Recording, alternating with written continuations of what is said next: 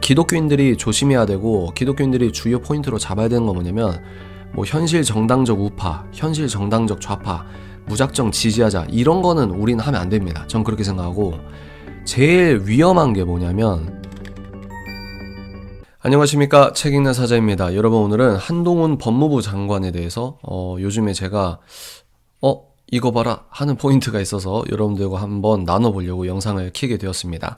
최근에 이정재 씨와 이 식사를 같이 해서 큰 이슈가 되었어요. 그런데 이제 한동훈 장관을 싫어하는 쪽에서는 김영란법을 어긴 거 아니냐, 계산 누가 했냐라고 문제 제기를 했지만 오히려 한동훈 장관의 치밀함, 또 하나의 미담, 이런 식으로 되어버렸죠. 한동훈 장관이 빈틈없이 자기 어떤 사비로 밥값을 계산을 했다, 이런 것들이 나와서 오히려 더 훈훈한 훈풍이 불게 되는 꼴이다, 이런 식으로 됐는데, 한동훈 장관이 지금까지 이런 한 나라의 국정을 운영하는 그 대통령과 내각, 그리고 법무부 장관이라고 하는 그 무게감이 있는데, 이런 식으로까지 한 사람의 말, 워딩, 그리고 패션, 공안 패션, 뭐 이런 것까지 이렇게 이슈가 되는 정치인이 없었다. 그래서 지금 설문조사에 돌려보면 이재명 당대표가 이제 차기 대선 1위고 설문조사가, 그리고 2위가 지금 한동훈 법무부 장관으로 계속 되고 있어요. 그래서 지금 이렇게 가다 보면은 대결 구도가 물론 이제 오른쪽 정당에서 경선을 할 때 또 달라지겠지만 지금 이제 미리 내다보는 대선의 느낌이 벌써부터 그런 느낌이 나와요. 근데 한동훈이라는 이 캐릭터는 기존 정치인들의 어떤 정치 문법과 다른 부분이 있어요. 저는 그 부분을 대중성이라고 생각을 하는데, 부잣집, 소위 말해서 압구정 청담동에서 유행이 있으면은 그걸 연예인들이 따라합니다. 그리고 그 연예인들이 하는 걸 보고 대중들이 그걸 따라해요.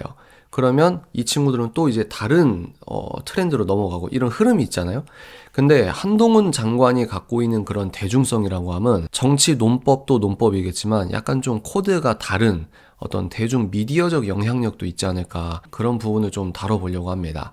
제가 주요 포인트로 잡았던 건 제목에서 제가 썼듯이 고깃집 패션이에요. 한동훈 장관이 옷을 잘 입는다, 뭐 화제가 됐다, 이런 거는 제 표현으로 제도권적 패션입니다.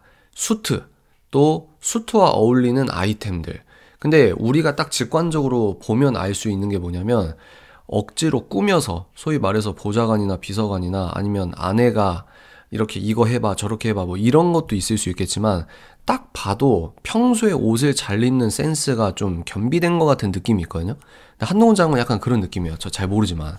근데 지금 고깃집 패션이 다른 게 뭐냐면, 그런 제도권적 패션, 제도권적 엣지, 이게 아니고 정말 대중적으로 봤을 때 뭔가 연예인 같은 그런 옷차림의 느낌이 났다는 거죠. 근데 그게 안 어울리면 그것처럼 좀 별로인 게 없잖아요. 예를 들어서 정치인들이, 중진 정치인들이 선거철 되면은 뭐 힙하다는 거 SNL에서 흉내내고 뭐 패션 흉내내고 그러면 더 늙어 보이잖아요. 그게 아니고 와 진짜 멋있게 산다 라는 느낌의 그 톤이 완전 다른 거거든요. 그런 톤을 고깃집 패션에서 봤다는 거죠. 그러면 여기에서 또 이런 논박이나 어떤 추측이 있을 수 있어요. 야 그거 쟤 총선 나가려고 지금 코디 붙인 거 아니야? 저는 개인적으로 그렇게까지는 생각하지 않습니다. 그러니까 제 느낌에는 전형적으로 상위 1%, 강남에서 사니까 타워팰리스에 사는데 그 아저씨가 옷도 잘 입어. 그리고 50살이라고 하는데 전혀 그런 느낌이 안 나. 그게 옷차림도 옷차림인데 그 옷을 입는 자기의 감성 자체가 소위 말해서 늙지 않아서 그런 거거든요. 그러니까 느낌이 다른 거죠. 느낌이. 이거는 누가 흉내 낸다고 해서 코디로 누가 옷을 입혀준다고 해서 나오는 게 아니에요.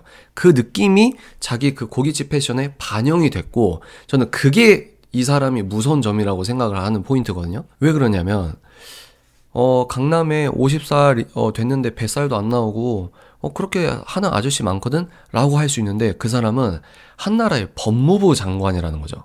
이게 중요한 또 키포인트가 아니겠는가. 아직 뭐 정치인으로 정식 데뷔하고 이런 건 아니겠지만 이 사람 자체가 갖고 있는 상징성이, 이 사람 자체가 갖고 있는 캐릭터 자체가 헤게모니예요. 그러니까 민주당은 한동훈을 죽인다고 하는 건 새로운 어떤 팬덤을 형성하는 전혀 다른 논법의 그 헤게모니 자체와 싸우고 있는 겁니다. 이 사람이 갖고 있는 상징성이 그래서 무섭다는 거거든요. 어른들은 모두 다 정치 구단이시죠. 독재 시절부터 지금까지 정권 바뀌는 것도 많이 보셨고 각기 다 나름대로 자기의 논법과 계산과 어떤 판을 읽는 어떤 관점이 있으실 텐데, 저는 뭐 정치를 따로 공부한 사람도 아니고 그냥 편하게 대중적으로 제 생각을 말씀을 해보자면, 트렌드 코리아 2024, 제가 책을 준비했거든요. 이게 이제 내년에 한국의 트렌드가 이렇게 될 겁니다 라고 하는 걸 분석하는 책이잖아요. 여기에서 포인트가 내년에 이게 이제 대한민국의 트렌드가 될 겁니다 라고 하는데, 이거는 빅데이터에 기반해서 한국 사람들이 1년 동안 소비했던 그 소비를 데이터 삼아서 예측하는 거기 때문에 그냥 단기 예측이에요.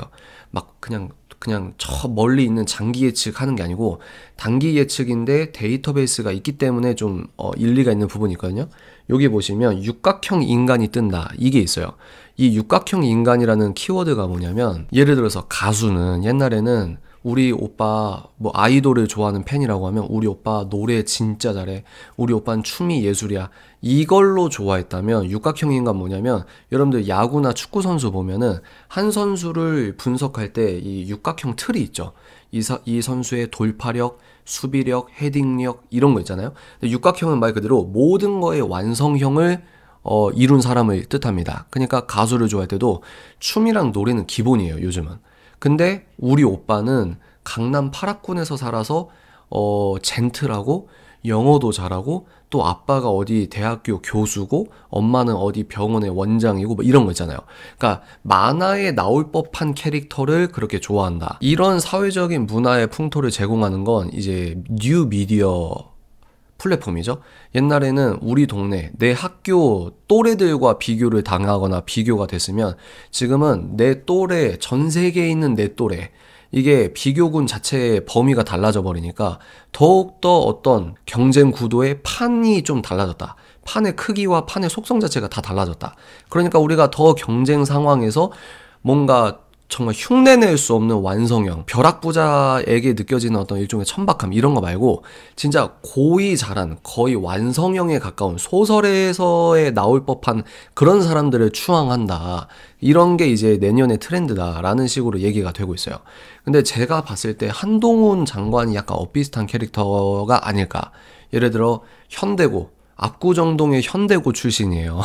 그리고 타워팰리스에 사는 부자 아저씨, 그리고 50살인데 뱃살이 거의 없어 보이고, 또 사법고시를 패스할 만큼 능력이 출중하고, 또 한나라의 법무부 장관이잖아요. 이 사람이 범접할 수 없는 육각형적 인간이라는 거죠. 완성형 인간. 그러니까 MZ세대와 알파세대에게 다른 옛날에 뭐 TV에 나오는 뉴스에 나오는 누구누구 이렇게 저 사람 누구지? 이런 논법이 아니고 마치 팬을 좋아하듯이 한동훈을 문화적 코드의 어떤 상징으로서 좋아하고 있다. 이게 이제 제가 말하는 대중성이라고 하는 거예요. 그런 저력, 한동훈 장관이 갖고 있는 젊은 감성이라고 할까? 근데 그 젊은 감성이 천박하지 않습니다. 왜냐면 근데 제가 나중에 말하겠지만 자기 철학이 있기 때문에 그 무게감과 깊이감이 또 있거든요. 근데 세련됐어요. 그게 무서운 거예요. 그러면 여기에서 이제 논박하거나 걱정할 수 있는 게 뭐냐면, 그 팬심과 현실 정치는 다르다 이놈아 라고 하실 수 있습니다. 다르죠. 다른데, 그런데 동시에 완전히 칼로 딱 잘라서 분리할 수 있는 것도 아니라고 보거든요. 이런 팬이 어떻게 조직화 되느냐, 이게 포인트잖아요. 현실 정치에서 이 사람이 진짜 현실 정치적 저력을 가지려면 조직이 있어야 된다. 어른들이 그런 얘기 많이 하시고 저도 동의하는 바입니다. 그러니까 이런 전국적인 팬덤이 어떻게 정치 조직이 되느냐. 마치 이재명 당대표의 개딸들 이렇게, 또 노무현 이 전 대통령의 노사모 이렇게, 이게 어떻게 이어지느냐, 이게 이제 포인트라고 보는데, 그러면 이 사람이 뭐 다 좋아 보이는데 정치력은 있느냐, 이 부분에서 저는 있다고 봅니다. 왜냐면 정치는 말로 하는 거거든요. 근데 지금까지 1년 정도 딱 지나와서 여러분들 잘 아시겠지만 TV에서 여러분들 많이 보셨잖아요. 국회에서 대정부 질의 뭐 이런 거 하다 보면은 1대1도 마찬가지고 아예 민주당적 공격을 그냥 뭐 기자들 앞에서 몇 마디 인터뷰로 그 프레임을 뒤집어 버리는 그 기술이 있거든요. 그러면 이 사람이 왜 말을 잘하냐? 아까 제가 말씀드렸듯이 철학이 있기 때문이다. 근데 그 철학만 있으면 안 돼요. 왜냐면 철학이 있는 사람 많거든요. 그걸 말로 표현할 수 있는 그 묘사력과 표현력이 있어야 되는데, 설명력이라고 할까요? 근데 한동훈 장관이 그게 된다는 거죠. 근데 또 단점은 뭐냐면 그렇게 말을 많이 하고 잘하고 이러면은 얄미워 보이면서 이 대통령으로 될 수 있는 그 무게감이 좀 떨어져 보일 수 있거든요.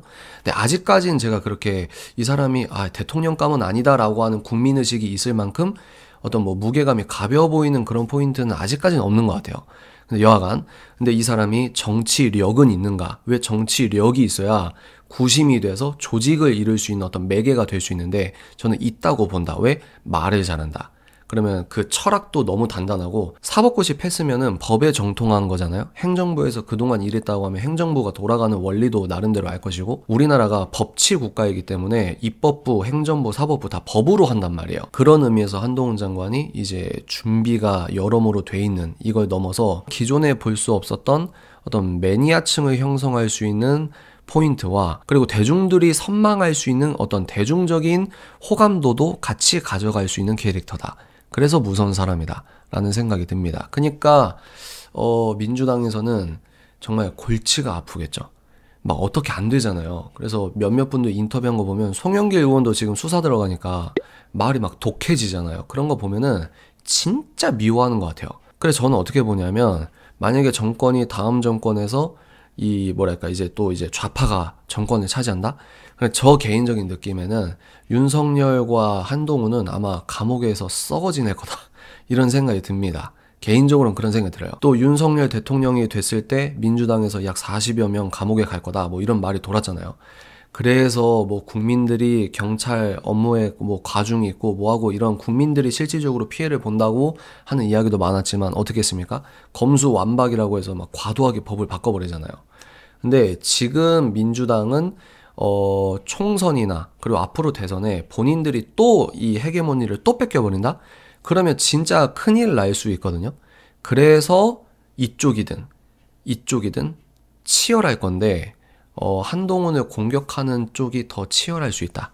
이런 생각이 듭니다. 개인적으로. 그래서 임종석 씨도 지금 뭐 출마 선언을 했다고 하는데 그러니까 지금 판이 좀 희한하고 좀 이전에는 없었던 그런 느낌이 뭐냐면 전 젊어서 잘 모르지만 윤석열도 윤석열인데 윤석열과 한동훈 마치 노무현과 문재인처럼 이게 뭔가 윤석열로 혼자 싸우고 있는 느낌이 좀 아니거든요. 그래서 이 캐릭터가 갖고 있는 저력이 얼마나 무섭냐면 영화 배우들이 얼마나 정치 얘기했다가 몸을 사립니까? 물론 이제 뭐 정우성 씨나 김재동 씨나 이런 사람도 있긴 하지만 근데 이정재 씨가 같이 그렇게 밥을 먹고 사진을 찍고 자칫 자기가 정치인과 밥을 먹어서 이 불필요한 이슈가 될 줄 알면서도 동문이긴 하지만 그런 이 프레이밍이 있을 수 있잖아요. 그런데도 편하게 밥을 먹을 수 있는 캐릭터가 무서운 거예요. 이게 중요한 거예요. 그래서 이번에 뭐 한동훈 이 법무부 장관이 출마를 할지 안 할지 이건 모르겠지만 이게 뭐랄까 참 무서운 사람이다. 여러모로 여러 의미로 무서운 사람이고 마지막으로 영상에서 기독교인들이 조심해야 되고 기독교인들이 주요 포인트로 잡아야 되는 건 뭐냐면 뭐 현실 정당적 우파, 현실 정당적 좌파, 무작정 지지하자 이런 거는 우리는 하면 안 됩니다. 전 그렇게 생각하고 제일 위험한 게 뭐냐면 예전에 법무부 장관 청문회 때인가요? 한동훈 장관에게 이 왼쪽 정당 의원이 물어봤어요. 동성결혼, 뭐 차별금지법. 그때 한동훈 장관이 차별금지법에 대해서 얘기한 내용이 좀 굉장히 위험했다고 보거든요. 윤석열 대통령은 그 대선 과정에서 이 젠더 성혁명적인 차별금지법의 해악을 좀 공부한 느낌이 들더라고요. 근데 한동훈 장관은 아직까지 그런 느낌 안 듭니다. 그러면 아무리 현실정당적 우파 정치인이라 할지라도 젠더 성혁명에 대한 이 날카로운 비판의식과 이 분별력이 없다? 그러면 우린 그걸 지적하고 반대해야 되는 거예요. 또 더 나아가서 좀 뭐랄까 예의주시해야 되는 부분이 뭐냐면 글로벌 스탠다드에 맞춘다고 하면서 UN 기조와 똑같이 간다? 그러면 PC주의에 빠지게 되거든요. 글로벌 리스트들의 논리에 빠지게 됩니다. 뭐 기후위기도 기후위기고 또 이민청을 만든다고 했는데 예를 들어서 스페인은 무슬림에 대해서 너무 이렇게 자기들이 학습적으로 배운 게 있어서 다른 유럽 사람들은 아무것도 모르고 이 무슬림들 이민 데려오고 난민 받아버려서 지금 난리가 났잖아요. 근데 스페인 같은 경우는 라틴 아메리카에서 노동자를 데리고 오거든요. 그래서 한동훈 장관이 이제 서유럽과 북유럽에서 실제 뉴스에 나오지 않지만 실제로 어떤 일들이 자행되고 있고, 그래서 헝가리를 위시한 동유럽에서는 지금 어떻게 반PC적 목소리를 내고 있고, 이런 것들만 책 한 두세 권만 읽으면 되는데, 그 전까지는 우파 정치인이라 할지라도 좀 위험할 수 있다, 이런 말씀을 드립니다. 만약에 이 사람이 글로벌 스탠다드에 맞춰야 된다라고 하면서 이제 유럽연합이나 아니면 이 글로벌 리스트들이 하는 말이나 이런 유행 기조나 이런 걸 그대로 따라가면 제가 지금까지 얘기했던 한동훈의 저력이 우리가 더 힘들어지는 그런 부분이 될 수도 있겠죠. 하여튼 한 나라의 법무부 장관의 사복 패션을 보고 야, 이 사람 진짜 무서운 사람이다, 이런 생각이 들었다는 겁니다. 하여튼 다음 영상에서 또 찾아뵙도록 하겠습니다. 감사합니다. 뿅!